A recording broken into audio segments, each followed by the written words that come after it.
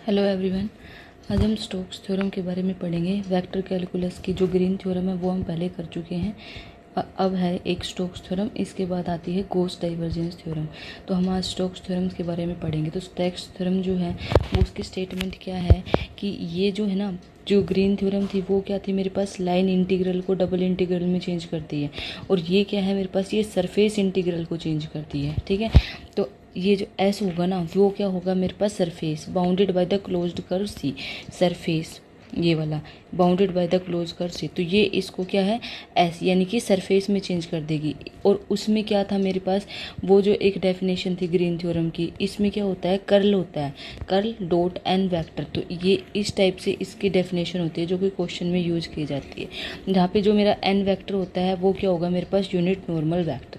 ठीक है, ये है इसकी डेफिनेशन। या फिर हम इसको ऐसे भी लिख सकते हैं अगर थ्योरेटिकली पूछे तो, कि स्टोक्स थ्योरम हमें क्या कहती है कि एक कोई वेक्टर फील्ड होगा, ठीक है, vector circulation of A vector field around a closed curve equals the flux यानी कि double integral over the surface, ठीक है, फ्लक्स ऑफ इट्स कर्ल यानी कि डेल क्रॉस एफ, ठीक है, through any surface bounded by that curve. तो ये वाली इसकी डेफिनेशन होती है स्टोक्स कर्व की। अब हम क्वेश्चन जैसे हमारे पास आते हैं तो हम क्वेश्चन को सोल्व कैसे करेंगे, तो स्टेप टू सोल्व। सबसे पहले हम क्या करेंगे कि हमें एफ गिवन होगा क्वेश्चन में, जैसे हमारे पास एक्स वाई जेड इस टाइप से गिवन होगा, ठीक है। और एक चीज़ याद रखनी है, जो स्टोक्स थ्योरम हमेशा कहाँ पे एप्लीकेबल होगी, ये हमेशा आर क्यूब यानी कि 3 डायमेंशन पे ही हम इसका यूज़ करेंगे, ठीक है। इसके बाद हमें कर्ल निकालना हमें आता ही है, जैसे कि find curl del cross F निकालेंगे तो i j k del by del x del upon del y del upon del z, और फिर जो ये वाली जो टर्म होगी ना, ये वाली ये होती है मेरे पास पी क्यू और आर। फिर हम इसका कर्ल निकाल देंगे। कर्ल निकालने के बाद जो हमारे पास क्वेश्चन में एन वेक्टर था वो एन वेक्टर से इसका डॉट प्रोडक्ट कर देंगे, और फिर इस तरीके से ये स्टोक्स थ्योरम का क्वेश्चन सोल्व होता है। जैसे कि हमें क्वेश्चन करते हैं इसमें, देखो जैसे मेरे पास आ रहा है इसमें वेरीफाई स्टोक्स थ्योरम, इसमें ये पहले से ही गिवन है वेरीफाई स्टोक्स। अगर नहीं भी होता तो हम देखते कि हमारे जो एफ है इसमें क्या है, 1 2 3 3 एलिमेंट्स है, यानी कि 3 डायमेंशन पे हमारी बात कर रहा है, ठीक है। यहाँ पे जेड मेरे पास क्या आ रहा है, 0 आ रहा है, तो हम यहाँ पे स्टोक्स थ्योरम का यूज करेंगे क्योंकि यहाँ पे 3 डायमेंशन की बात हो रही है। और सी जो है जैसे कि ग्रीन थ्योरम में भी वो पहले से डिफाइन होता है, तो इसमें भी सी जो है पहले से ही डिफाइन है कि सी जो है मेरे पास क्या है, यूनिट सर्कल है, यानी कि एक सर्कल है जिसकी रेडियस क्या है मेरे पास 1 है, और जेड इसने 0 दे रखा है। जेड 0 क्यों किया है इसने, क्योंकि आर क्यूब की बात करा तो एक्स और वाई के बारे में तो इसने बता दिया, लेकिन जेड इक्वल टू 0 तभी तो ये 3 डायमेंशन बनेगा, ठीक है। तो सबसे पहले स्टेप क्या था मेरा कि मैं डेल क्रॉस एफ निकालूं। अगर मैं डेल क्रॉस एफ निकालती हूँ इसका, ठीक है, तो सबसे पहले मुझे कैसे निकालना पड़ेगा, आई कैप। अब इसको इस वाली लाइन को इसको छोड़ के अगर आप आई कैप निकालोगे तो ये 0 हो जाएगा और ये 0 हो जाएगा, ठीक है। माइनस ऑफ जे कैप निकालेंगे तो ये वाली पहली लाइन छोड़ो और जे वाली ये वाली लाइन छोड़ो, तो डेल बाई डेल एक्स और 0 यानी कि ये भी 0 और ये भी 0, तो यहाँ पे भी मेरे पास 0 ही आएगा। अब क्या था मेरे पास के कैप, अगर मुझे अब के कैप निकालना है तो वो क्या, डेल ओपन डेल एक्स की अगर मैं एक्स से करती हूँ तो क्या आ जाएगा मेरे पास 1 माइनस, अगर इससे होएगी तो फिर ये भी माइनस का 1, तो यानी कि ये सिर्फ यहाँ पे 2 के ही आएगा, यानी कि जो बनेगा मेरे पास 0 0 और 2 बन जाएगा, ठीक है। ये वाली चीज़ बन जाएगी। अब बात क्या चल रही है यहाँ पे कि जो इसने मुझे सी दिया है, C is the unit circle, C is the unit. अगर मुझे अब इसका एन कैप निकालना है, ठीक है, तो एन कैप क्या हो जाएगा मेरे पास, 0 0 एंड 1। कैसे बताया मैंने, क्योंकि जो ये है एक्स वाई प्लेन की ही बात चल रही है यहाँ पे, ठीक है। तो ये एक्स वाई प्लेन है ना, तो यूनिट डिस्क की बात करिए इन एक्स वाई प्लेन, तो एक्स वाई प्लेन पे x0 y0 एंड 1, ठीक है। अब इसके बाद हम इसका डॉट प्रोडक्ट करते हैं। डॉट प्रोडक्ट में हम कैसे करेंगे, डेल क्रॉस एफ क्या आया था मेरे पास, 0 0 2 आया था, और एन कैप क्या आ गया, 0 0 1। अगर इसका डॉट प्रोडक्ट करते तो सारे 0 हो जाएंगे, सिर्फ 2 ही आएगा। इसके बाद इन्होंने सर्कल दे रखा है तो सर्कल का इक्वेशन लगाओ, 2 ये वाला 2 है, और पाई आर स्क्वायर अगर आप करोगे तो आर कितनी यहाँ पे 1, तो 2 पाई आंसर आ जाएगा। तो इस तरीके से स्टोक्स थ्योरम के हम क्वेश्चन को सोल्व करेंगे। सबसे पहले हम उसका कर्ल निकालेंगे, ठीक है, फिर हम उसका एन वेक्टर निकाल लेंगे, और फिर दोनों का हम डॉट प्रोडक्ट कर देंगे, ठीक है। अब जैसे हम नेक्स्ट क्वेश्चन देखते हैं इसमें, जैसे इसने गिवन है यहाँ पे कि डेल क्रॉस एफ तो है ना वो मेरे पास 0 0 5 है, यानी कि सिर्फ 5 के है। सर्कल दे रखा है जिसकी रेडियस 2 है, तो एफ डॉट डी आर हमें पता लगाना है, ठीक है। अगर ये गिवन है F dot D R 5 ds, ठीक है। एरिया ऑफ सर्कल क्या होगा मेरे पास 5 डॉट, ये निकालना है मुझे। तो एरिया ऑफ सर्कल क्या होता है मेरे पास पाई आर स्क्वायर, पाई आर कितनी रेडियस मेरे पास 2 है तो 4 पाई हो गया। ठीक है। अगर मुझे एफ डॉट डी आर निकालना है तो एफ कितना आया मेरे पास 5, एफ कितना आ रहा है सिर्फ 5 ही तो आ रहा है, और ठीक है, और ऊपर से 4 पाई, तो ये हो जाएगा मेरे पास 20 पाई। ठीक है। जैसे अब एक नेक्स्ट क्वेश्चन आता है, तो वो मुझे पूछना चाह रहा है find the curl of F, मेरे पास गिवन है और उसने मुझे ऑप्शन दे दिए। ठीक है। तो हम कर्ल निकालेंगे इसी तरीके से i j k del upon del x del upon del y del upon del z, और इसकी जगह वाई जेड जेड एक्स और ये। अगर हम देखेंगे आई जो है, अगर हम आई को ऐसे ऐसे कैंसिल करते तो क्या बचेगा मेरे पास, ये मेरे पास del upon del y del z z, तो ये सारे मेरे पास क्या आ जाएंगे, 0 आ जाएंगे। ठीक है। तो इस टाइप से हम इस क्वेश्चन को करेंगे। ओके। ये आप बात हमेशा याद रखनी है कि अगर मेरा कर्ल कहीं पे भी 0 आ रहा है, ठीक है, तो जो मेरा एफ डी आर होगा क्लोज कंट्रोल से वो भी हमेशा ही 0 ही आएगा। ठीक है। अब देखो एक नेक्स्ट क्वेश्चन देखते हैं इसमें। अगर इसने मुझे गिवन है कि डेल क्रॉस एफ की वैल्यू दे दी 2 3 4 and the square surface of square दे दिया, एक्स जो है 0 से 1 पे लाई कर रहा है और वाई 0 से 1 और जेड 0 पे, तो हमें निकालना है एफ डॉट डी आर निकालना है। ठीक है। अब आप देखो तो यूनिट नॉर्मल वेक्टर यहाँ पे क्या हो जाएगा, यूनिट नॉर्मल वेक्टर क्या हो जाएगा मेरे पास 0 0 1। ठीक है। अब अगर मैं डेल क्रॉस एफ निकालना चाहूँ, डेल क्रॉस एफ क्या है और ये एन पे निकालना है मुझे, तो अगर मैं इसका डॉट प्रोडक्ट करती हूँ 2 3 4 का, अगर मैं डॉट प्रोडक्ट करती हूँ 0 0 एंड 1 से, तो क्या आएगा, ये दोनों टर्म तो कैंसिल हो जाएगी, इसके साथ सिर्फ 4 ही तो आएगा। तो और फिर इसके बाद मुझे एरिया ऑफ स्क्वायर गिवन है तो 4 × 1 निकाल देंगे हम। ठीक है। तो इस टाइप से हम ये वाले क्वेश्चन को करेंगे। अब जैसे ये वाला क्वेश्चन है मेरे पास, देखो डेल क्रॉस एफ तो इसने दे रखा है 3 0 0 इन वाई जेड प्लेन, प्लेन आपको गिवन है। ठीक है। प्लेन आपको गिवन होगा तो नॉर्मल वेक्टर हम सीधा सीधा निकालें, सिर्फ एक्स की जगह 1 बाकी सारे 0 0। इसने मुझे दे दिया रेक्टेंगल ऑफ 2 क्रॉस 5, तो हमें एफ डॉट डी आर निकालना है। ठीक है। तो पहली चीज़, अगर हम डेल क्रॉस एफ निकालना चाहेंगे और ये डॉट में अगर एन निकाल, तो ये तो मेरे पास 3 0 0 है, ये 1 0 0, अगर मैं डॉट प्रोडक्ट में कर तो सिर्फ 3 ही तो बचेगा मेरे पास, यहाँ पे मेरे पास 3 आएगा। अगर मुझे रेक्टेंगल गिवन है तो एरिया निकालेंगे हम इसका 2 × 5 करके, तो 10 निकल जाएगा। ठीक है। अगर अब मुझे एफ डॉट डी आर निकालना है तो हम इसको क्या करेंगे 3 × 10 यानी कि 30 इसका आंसर हो जाएगा। इस तरीके से ये स्टोक्स थ्योरम के क्वेश्चन है। अब अगर कुछ इसमें स्टेटमेंट बेस्ड क्वेश्चन आ जाते हैं, हम देखते हैं अगर मेरे पास डेल क्रॉस एफ 0 आ रहा है तो इसका मतलब जो लाइन इंटीग्रल भी 0 है, सरफेस इंटीग्रल भी 0 है, और ये दोनों ना इक्वल है, L × S, ये तीनों ही कंडीशन होती है। ठीक है। लाइन इंटीग्रल भी 0, सरफेस इंटीग्रल भी 0, और लाइन इंटीग्रल इक्वल होगा हमेशा सरफेस इंटीग्रल के। ठीक है। ओके। अब ये स्टोक्स थ्योरम किसको रिलेट करती है, लाइन एंड सरफेस इंटीग्रल को। हम पहले ही पढ़े ये लाइन को और ये सरफेस इंटीग्रल को करती है। ठीक है। ये वाली चीज़। ओके। अगर देखो, अगर क्वेश्चन गिवन होता है, अगर क्वेश्चन में वो मुझसे बोलता है कि अगर हम एंटी क्लॉकवाइज चल रहे हैं, एंटी क्लॉकवाइज चल रहे, तो हमें क्वेश्चन में कुछ नहीं करना, सिर्फ जो पॉजिटिव में ही लेना। अगर उसने मुझे बोल दिया कि हम क्लॉकवाइज चलेंगे अपने, तो हमें नेगेटिव साइन लगाना पड़ेगा। ठीक है। अगर बाउंड्री मेरी क्लॉकवाइज हो जाती है तो हमें आगे अपने क्वेश्चन आंसर के आगे नेगेटिव साइन लगता है हमारे। ठीक है। ओके।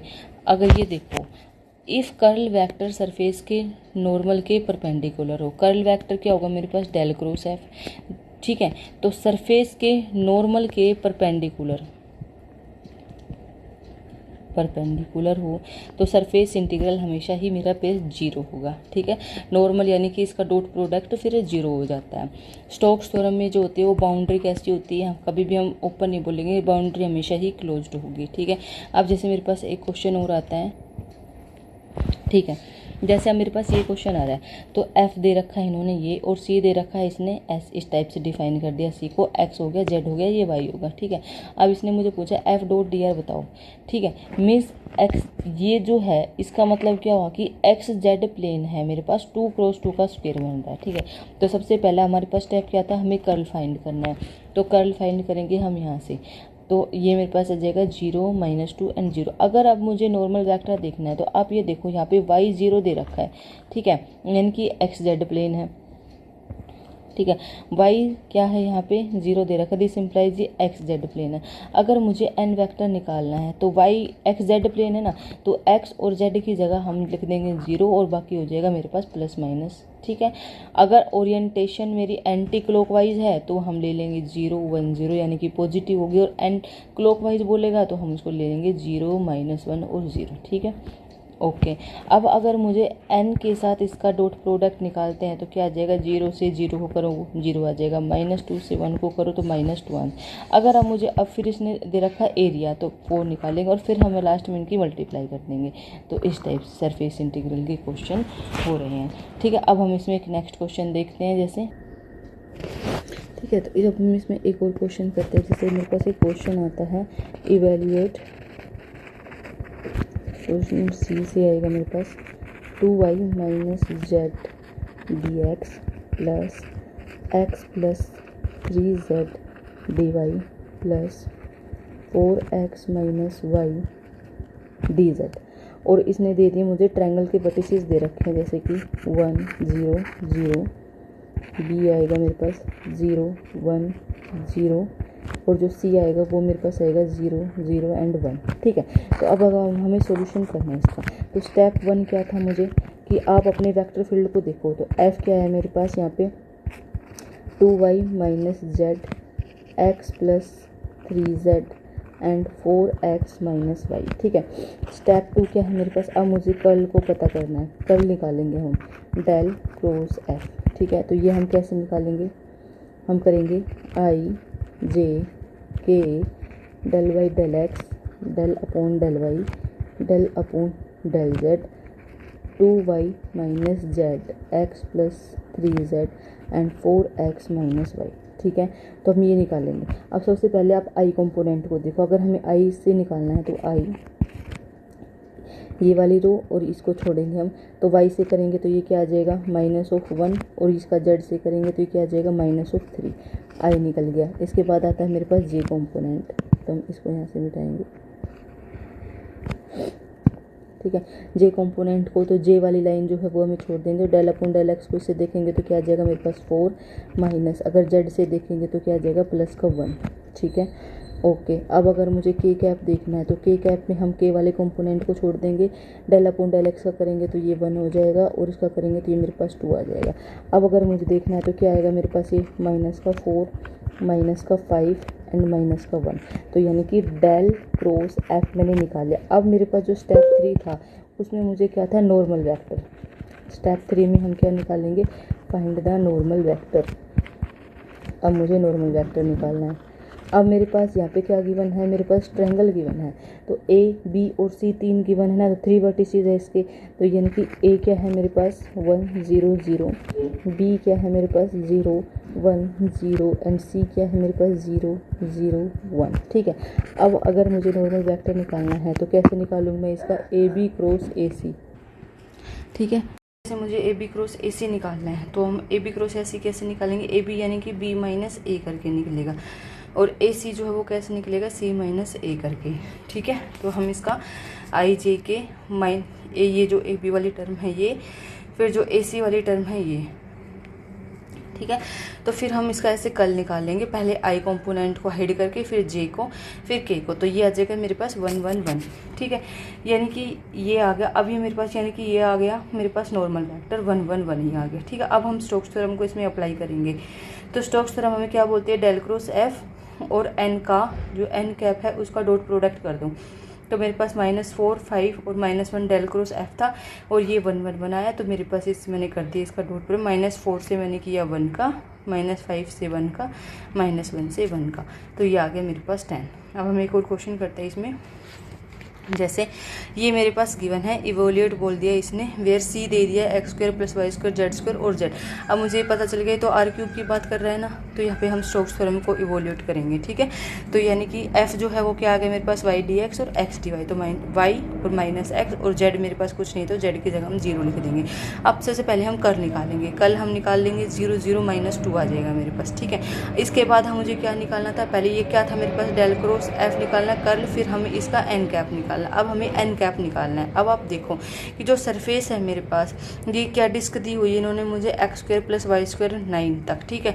तो यानी कि अगर मैं इसका अब रेडियस निकालती हूँ तो क्या आ जाएगा मेरे पास πr², यानी कि ये क्या होगा πr² होता है मेरे पास, ठीक है। ये वाली चीज़। अब आप देखो कि ये जो है ना, इसने एक्स और वाई प्लेन पे दे दिया और जेड इसने इसको 0 दिया, यानी कि ये एक्स वाई प्लेन की बात कर रहा है। तो अब हम क्या करेंगे, एक्स को 0, वाई को 0 और एन कैप जब निकालेंगे तो जेड को हम 1 कर देंगे, ठीक है। फिर हम इसका डेल क्रॉस एफ और एन निकालेंगे। तो डेल क्रॉस एफ मेरे पास यहीं पे ही -2 आ रहा था, -2। फिर हम एरिया ऑफ सर्कल निकालेंगे, ये जो डिस्क हमें गिवन है ये वाली तो हम निकालेंगे तो -2 9 पाई तो -18 पाई हमारे पास आंसर आ जाता है, ठीक है। ओके इसमें जैसे एक इस टाइप का क्वेश्चन भी पूछा जाता है, ये अपर हेमिस्फीयर का क्वेश्चन आता है। ये सिंपल सा आपको इसका अगर ऐसे आ भी जाता है तो आपको उसको सीधा बस याद रखना है कि सबसे पहले आप इसका कर्ल निकालो, डेल क्रॉस एफ कर दो। जो कर्ल हमें पता है ये कैसे निकालेंगे हम, वही आई जे के करके del by del x del upon del y del upon del z, इस तरीके से, ठीक है। उसके बाद क्या आएगा मेरे पास -y x n 0। अब हम अगर इसका निकालेंगे तो वही पहले i के कंपोनेंट को, i वाली रो और कॉलम को हम हाइड कर देंगे, फिर -j फिर k, ठीक है। इस तरीके से हम निकालेंगे तो कर्ल हमारे पास आ जाएगा 0 0 2। अब इसने मुझे बोला अपर हेमिस्फीयर बोलता है, अगर पूरा बोलता है तो वो क्या होता है मेरे पास 4 पाई आर स्क्वायर होता है, पूरा जो स्फीयर होता है 4 पाई आर स्क्वायर होता है। अपर बोला यानी कि क्या हो जाएगा मेरे पास 2 पाई ए स्क्वायर हो जाएगा, ठीक है। तो हमें ये चीज़ याद रखनी है। तो इसका जो सरफेस इंटीग्रल आगे निकल जाएगा वो फिर क्या हो जाएगा 2 × 2 पाई ए स्क्वायर आएगा, ठीक है। Projected in x y plane पे बात कर रहा है ये, ठीक है। तो इस तरीके से हम इसका निकाल सकते हैं, पाई ए स्क्वायर आ जाएगा। फिर सरफेस इंटीग्रल अगर हम निकालेंगे तो क्योंकि फिर मेरे पास ये 2 ही है तो हम 2 से इसका मल्टीप्लाई कर देंगे तो ये हो जाएगा मेरे पास 2 पाई ए स्क्वायर। ओके बस इसका आंसर यही है, हमें यही था कि इसको याद रखना है, ठीक है। आज के लिए इतना ही। तो जब हमारी नेक्स्ट वीडियो आएगी उसमें हमने गॉस डाइवर्जेंस के क्वेश्चन करेंगे, ठीक है। Okay thank you.